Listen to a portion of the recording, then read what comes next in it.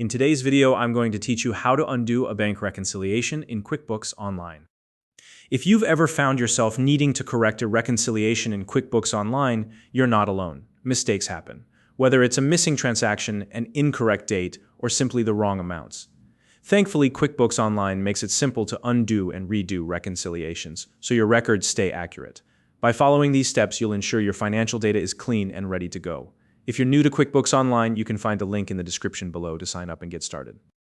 Let's jump right in. First, open your QuickBooks Online account and navigate to the left-hand panel on your screen. Locate and click on the Transactions tab.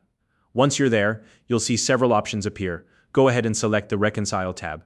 This is where you'll manage past and current reconciliations. Next, make sure you've selected the correct bank account or credit card from the drop-down menu at the top of the Reconcile page. This step is crucial because QuickBooks allows you to manage multiple accounts, and you want to ensure you're working on the right one. Now, look toward the top right corner of the Reconcile page. There you'll see an option called History by Account. Click on it. This will display a detailed list of all the past reconciliations for the account you've chosen. Take a moment to review this list. Your goal here is to identify the specific reconciliation you want to undo. Pay close attention to the statement date and the ending balance for each entry. These details will help you confirm that you're targeting the right period. Once you've found the reconciliation you need to reverse, look for a small drop-down arrow next to it. Click on this arrow and you'll see a menu appear. From this menu, select the Undo option. QuickBooks will then display a confirmation warning. This is to ensure you understand the changes you're about to make. Carefully read the warning, and if you're confident in your decision, click to confirm the action.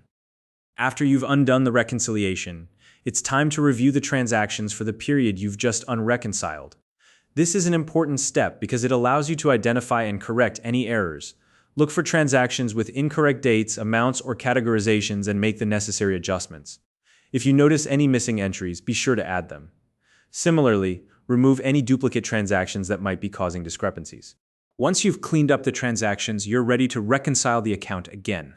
Return to the Reconcile tab and complete the reconciliation process for the correct statement period. Take your time to ensure everything matches your bank or credit card statement perfectly.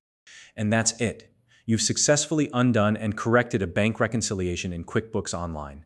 If you found this video helpful, please like and subscribe.